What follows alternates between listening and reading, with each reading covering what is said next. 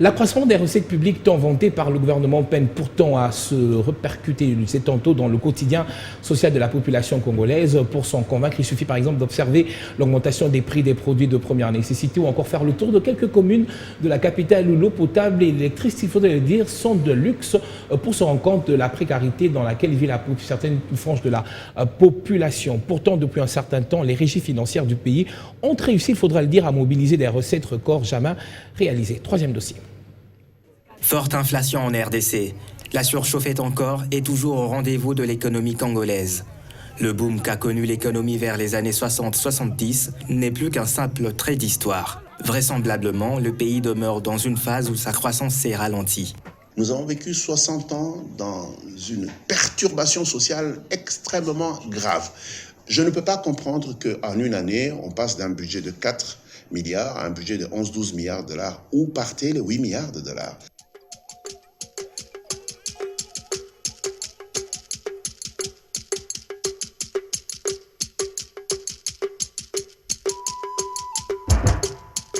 Conséquence, l'inflation est forte et la confiance des ménages et entreprises a diminué. Auparavant, juste avec 10 000 francs congolais, il était possible de couvrir le charge lié à la cuisine. Mais aujourd'hui, tout a changé. Il faut 20 000 francs, soit 10 $ pour assurer une journée. Sur le marché, c'est la surchauffe. Tout cela s'explique. C'est presque illusoire aujourd'hui de connaître une baisse des prix sur le marché dans notre pays. La consommation est élevée, mais la tendance du pouvoir d'achat des ménages est alors fortement impactée. Signe d'une crise économique, la guerre est déclarée au sein de la société congolaise. Elle n'est pas armée, mais économique. Une grande partie de notre pan économique, en l'occurrence les importateurs, sont à 99,9% des étrangers. Et donc, à un moment donné, ils jouent et spéculent sur les biens. Alors, comment faire face à l'envolée des prix ? Un conflit qui touche le cœur de la souveraineté nationale, l'économie. Moteur de la croissance pour chaque État, la clé aussi du bien-être pour les populations. Comment lutter ? Le problème que nous avons, c'est le problème de production. On ne produit pas, on consomme tout ce qui vient à l'extérieur. Alors, lorsqu'il y a des chocs à l'extérieur, il y aura des effets d'entraînement dans notre pays. Il est bon que les provinces, les entités territoriales décentralisées, les territoires soient productifs. C'est de cette manière qu'on peut avoir plusieurs pôles de production et être en mesure de pouvoir baisser la pression intérieure en termes de prix. La crise que traverse la RDC met en lumière les faiblesses structurelles de son économie. Très dépendante des financements extérieurs, elle est tributaire des anticipations des investisseurs étrangers. Lorsqu'on est dans une ville comme Kinshasa, il faut savoir que c'est une ville qui est quand même objet de beaucoup d'importations. Beaucoup de produits importés qui se retrouvent sur le marché sont sujets à la géopolitique internationale. La croissance économique de la RDC atteint 6,1%. Voilà qui ferait rêver n'importe quel pays de la planète. Plusieurs États pourraient jalouser ce taux. Tout semble donc aller pour le mieux pour la nation dirigée par Félix Tshisekedi depuis 2019. Pourtant, lorsque l'on gratte le vernis, le constat est tout autre. Auparavant, un kilo de poisson chinchard pouvait revenir à 2500 francs congolais ou 3500 francs. Mais aujourd'hui, nous l'achetons à 5000 francs, voire même 6000 francs congolais. Les prix ne font que s'envoler. Les déséquilibres économiques en RDC sont majeurs. 3 principaux éléments qui freinent la croissance de la RDC. L'inefficacité de l'État, le déficit d'infrastructures, la faiblesse du secteur privé. Les gouvernements ont ce qu'on appelle les inspecteurs dans le ministère de l'économie. Ils doivent les envoyer, vérifier les prix des biens. Parce que les prix des biens, le gouvernement a le prix des biens. Le ministère de l'économie a les prix des biens. C'est au ministère d'envoyer ces inspecteurs, d'aller chercher ces agents économiques-là qui font la spéculation et l'augmentation des prix abusivement. Jusqu'ici, les phases d'emballement de l'économie congolaise sont immanquablement achevées par des mises au pas brutales de l'économie. Cette fois, plus que sur la rigueur, les réformateurs misent sur l'accélération des réformes. Le gouvernement est là avec le ministère de l'économie pour ajuster les prix de biens sur le marché. C'est-à-dire pour lutter contre la spéculation qui se fait sur le marché. Mais pour pouvoir survivre, les Congolais vivent au-dessus de leurs moyens. Les premiers effets du plan de refroidissement décrété par le gouvernement se sont très rapidement heurtés à la réalité, à la situation financière dégradée des entreprises d'État et de l'investissement privé. L'État doit assainir ce qu'on appelle le climat des affaires appeler les investisseurs, ils vont venir ici, ils vont créer des entreprises, ils vont commencer à produire et puis ils vont répondre à la demande interne. Deux catégories paradoxalement et involontairement les plus touchées, au point que les pouvoirs publics ont sensiblement relâché leur vigilance, donnant immédiatement un nouveau coup de fouet à la croissance. La surchauffe a une durée très variable, mais à quand la fin en RDC de cette longue phase de ralentissement de la croissance qui s'amplifie davantage? Il faudrait qu'on soit en mesure d'organiser la manière dont la nourriture atterrit sur la table des citoyens. C'est en maîtrisant ce flux de capacité que l'on peut être en mesure d'avoir une compréhension des chocs qui arrivent. Sinon, des fois, nous risquons d'interpréter maladroitement ce qui est en train de se passer sur le marché. Les ménages consomment de moins en moins du fait du coût important de l'argent. Une situation qui altère sensiblement la qualité du pouvoir d'achat de la population. Il est clair que la surchauffe économique ne peut pas être évitée. La croissance de l'économie est toujours accompagnée par l'inflation. L'inflation n'est pas mauvaise en soi, mais si elle est trop élevée, elle devient néfaste pour l'économie. Par rapport à notre pays, l'inflation qui nous dérange aujourd'hui, c'est l'inflation causée par rapport aux coûts. C'est-à-dire les coûts de production. Là où on achète le bien, les prix ont augmenté. C'est ce qui a fait que les agents économiques commencent à augmenter. Mais malheureusement, chez nous, il y a quand même de spéculation qui fait que non, les agents économiques commencent à exagérer un peu avec leurs prix.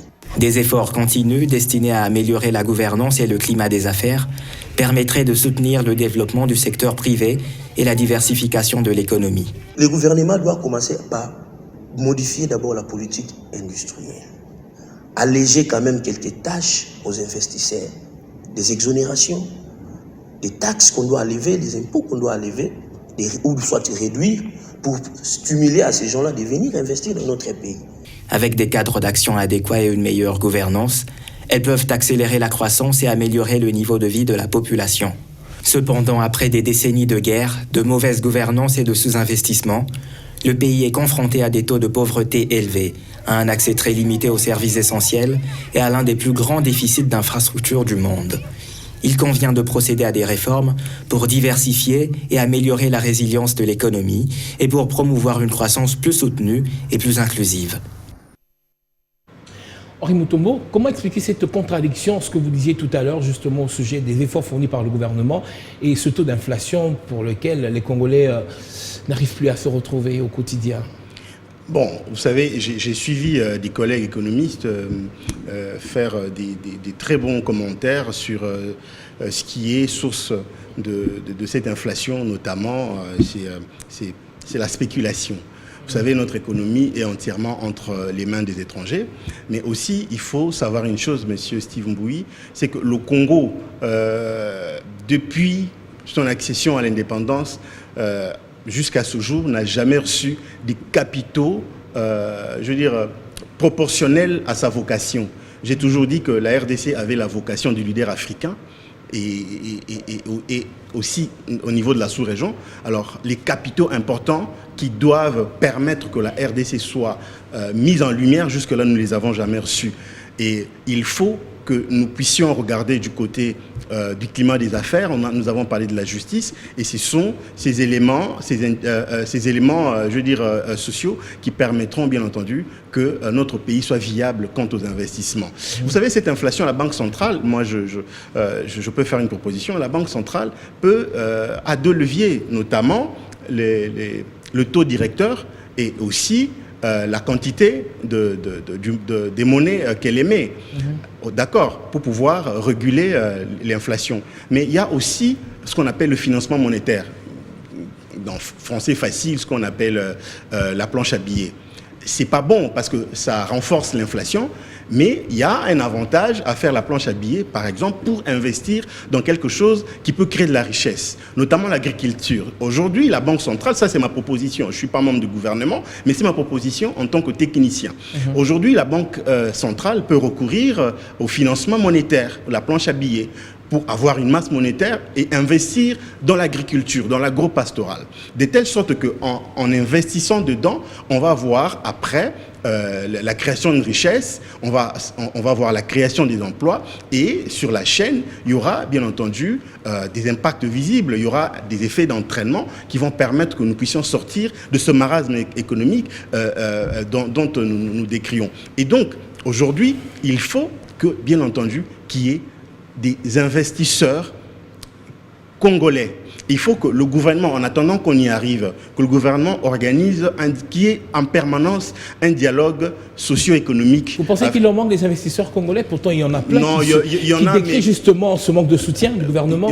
Et c'est ce que je suis en train de dire. Il faut qu'il y ait un dialogue social, économique, socio-économique entre les investisseurs qui existent déjà et ceux qui aspirent à ce secteur économique, à devenir des agents économiques. Donc, le gouvernement doit répertorier, si vous voulez, doit identifier ces gens et avoir un dialogue permanent avec eux, de telle sorte que nous ayons nos pauvres investisseurs. Aujourd'hui, où est les Kansebois? Aujourd'hui, où les Dokolo, les Kisombe, tous ces grands hommes d'affaires, les Bemba, ainsi de suite, dont le fils aujourd'hui en politique, bon, c'est son choix, mais où sont ces grands hommes d'affaires congolais que nous avions à l'époque? Moi, j'étais encore jeune, mais je me rappelle qu'on allait en ville ou en province, où on était, tout à l'heure on parlait de justice, moi je suis fils d'un magistrat, procureur général de son état, paix à son âme, donc on voyait, il y avait la floraison de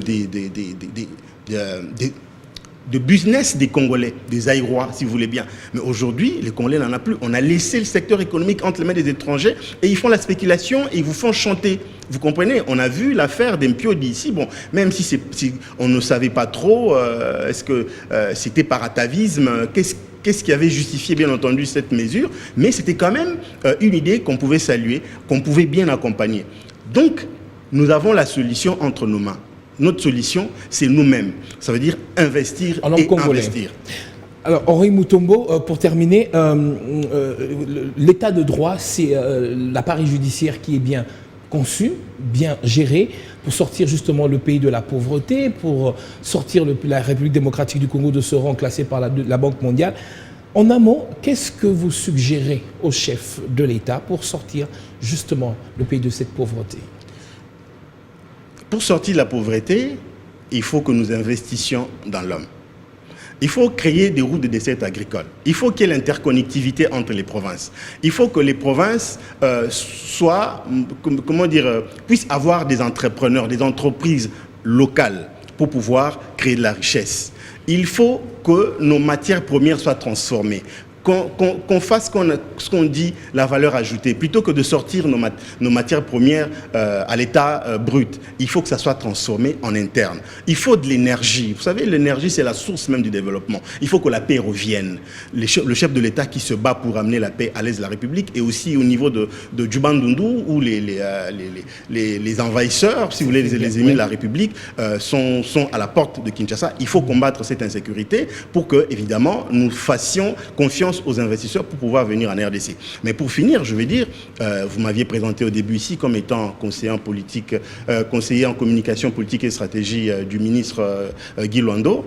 Nous avons assisté dernièrement à la sortie de notre parti, AREP, et donc j'en appelle aux intellectuels, à la jeunesse, à ceux qui aiment la qualité dans le débat, la qualité dans la réflexion, de nous joindre à AREP. Un parti politique de plus, hein? Non, parti politique de plus, nous sommes dans le multipartisme depuis 1990, donc nous pouvons défendre cela. Alors nous prenons le social-libéral, et donc nous en appelons à la jeunesse de faire confiance à ce nouveau parti et de venir adhérer pour qu'ensemble nous puissions réfléchir sur comment amener la RDC pour le devenir du Congo. Pour le devenir du Congo, et comment elle peut monter en puissance et comment elle peut bien entendu matérialiser sa vocation du leader africain. Henri Mutombo, conseiller en communication politique et stratégique de ministre de l'aménagement du territoire Guy Luando, merci d'avoir commenté avec nous cette actualité. Je vous remercie. Merci également à vous qui m'avez fait confiance en m'invitant pour pouvoir parler de notre pays et de l'actualité de notre pays. Et je salue en passant l'ambassadeur Moutamba. Je crois qu'il va bien, et à la prochaine occasion, on pourra se voir et discuter avec lui. Elles lui sont parvenues. Et c'est par ici que se referme ce magazine. Merci de l'avoir suivi. Je vous retrouve la semaine prochaine pour de nouvelles actualités. Clin d'œil particulier à nos amis téléspectateurs de la Tchangou.